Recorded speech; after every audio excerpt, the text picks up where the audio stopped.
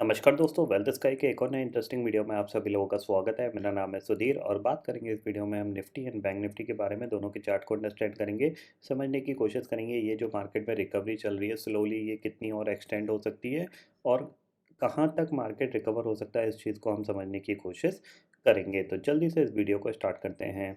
Video start करने से पहले सबसे पहले देख लेते हैं ग्लोबल मार्केट का, और ग्लोबल मार्केट का जो फ्यूचर्स हैं करंटली अगर आप देखोगे तो ऑलमोस्ट फ्लैट से है। 28 पॉइंट डाउ फ्यूचर प्लस है, नैस्डैक भी करीब 38 पॉइंट प्लस है। यूरोपियन मार्केट भी फ्लैट है, कोई ज़्यादा बड़ी नेगेटिविटी यहाँ पे देखने को नहीं मिल रही। कह सकते हैं जो पिछले 15 दिन पहले जो हुआ था, ऑलमोस्ट 2 हफ्ते पहले एक शार्प सेल ऑफ देखने को मिला था ग्लोबल मार्केट पे, वो कहीं ना कहीं स्टेबल हो चुका है और अब ग्लोबल मार्केट भी कह सकते हैं एक रिकवरी मोड में कंटिन्यू बने हुए हैं। और S&P विक्स भी अगर देखा जाए, 500 विक्स भी देखा जाए तो काफ़ी हद तक 22 के लेवल से काफ़ी हद तक ये कूल डाउन हो चुका है।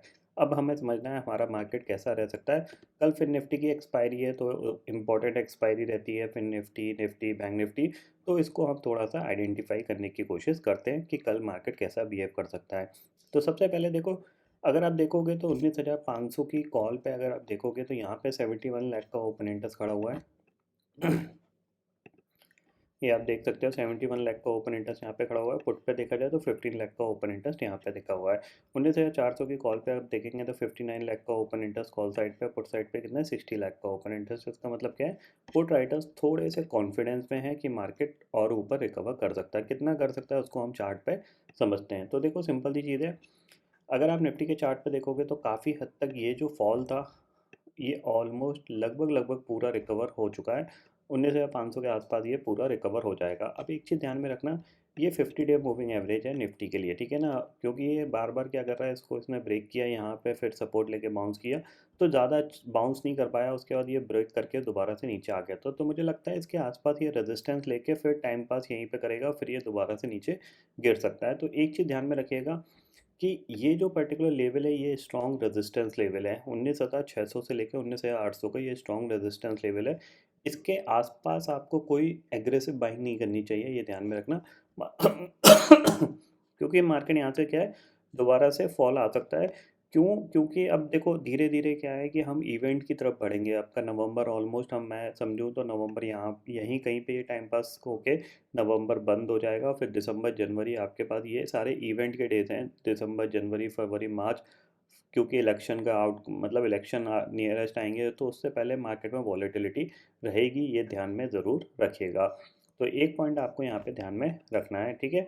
क्योंकि ये यहाँ पे कहीं अटक सकता है, इतना आप क्लियरली ध्यान रखिए। अगर कल गलती से दोबारा से गैप अप खुल जाता है 19,500 के आसपास, तो फिर आपको यहाँ पे कोई बाइंग नहीं करनी चाहिए एग्रेसिव, ये पॉइंट आपको ध्यान में रखना है, ठीक है। इंट्राडे पॉइंट ऑफ व्यू के हिसाब से अगर हम बात करें तो जाहिर सी बात है, मार्केट ने आज क्या है ऑलमोस्ट डे हाई पे क्लोज दिया। तो मेरे लिए जो एक रेजिस्टेंस पॉइंट है वो 19,500 है। 19,500 के आसपास मैं क्या करूँगा, सेल की ही अपॉर्चुनिटी ढूंढूंगा, क्योंकि यहीं से एक शार्प सेलिंग आई देखने को मिली थी। तो यहीं से जब मार्केट दोबारा जाएगा तो एक बार रेजिस्टेंस फेस कर सकता है इस लेवल पे, और फिर एक करेक्शन देखने को मिल सकता है। ये पॉइंट आपको ध्यान में रखना है। अगर ग्लोबल मार्केट आज मान लो लाल निशान में बंद होते हैं, तो फिर चांसेस वेरी हाई कि यहाँ कहीं से ये करेक्शन दिखा सकता है। ऊपर से मल्टीपल गैप बने हुए हैं मार्केट में, आपको ये दिख रहे हैं। ये किसी भी दिन एक ही दिन में बढ़ सकता है, ये ध्यान में रखिएगा, ठीक है। तो निफ्टी के लिए आप क्लियरली समझ लीजिए। अगर लेवल वाइज अगर आप देखोगे तो निफ्टी का अगर लेवल वाइज की बात करें तो हम लेवल में, आप चाहो तो ये ट्रेंड लाइन खींच लो, ठीक है। इस लो से ये एक ट्रेंड लाइन खींच लो, ठीक है। जब भी ये ट्रेंड लाइन ब्रेक हो तो आप यहाँ पे सेल करके काम कर सकते हो। यानी लेवल वाइज बात करें तो 19,370 के नीचे आप सेल कर सकते हो, इतना आप क्लियरली ध्यान में रखिएगा, ठीक है।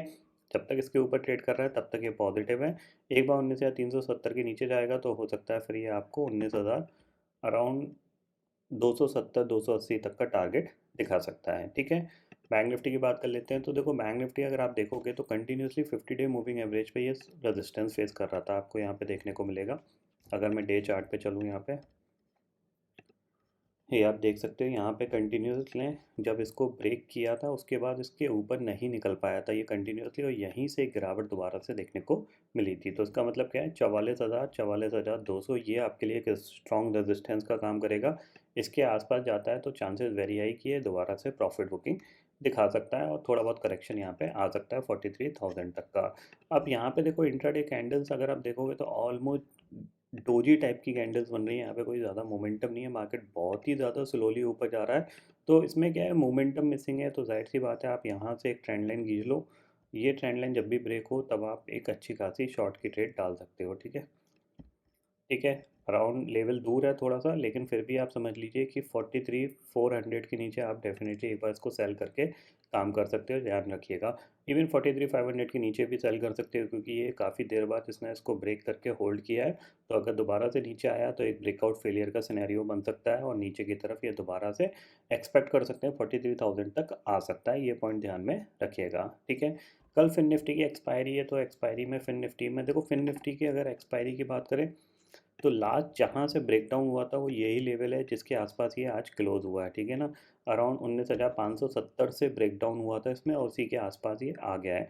तो चांसेस वेरी हाई, अगर कल गलती से गैप अप खुल जाता है तो चांसेस बन सकते हैं कि ये दोबारा से प्रॉफिट बुकिंग के लिए नीचे आ सकता है। तो मेरे को एक्सपेक्टेशंस लग रहा है कि जो एक्सपायरी है 19,500 के नीचे होनी चाहिए इसकी।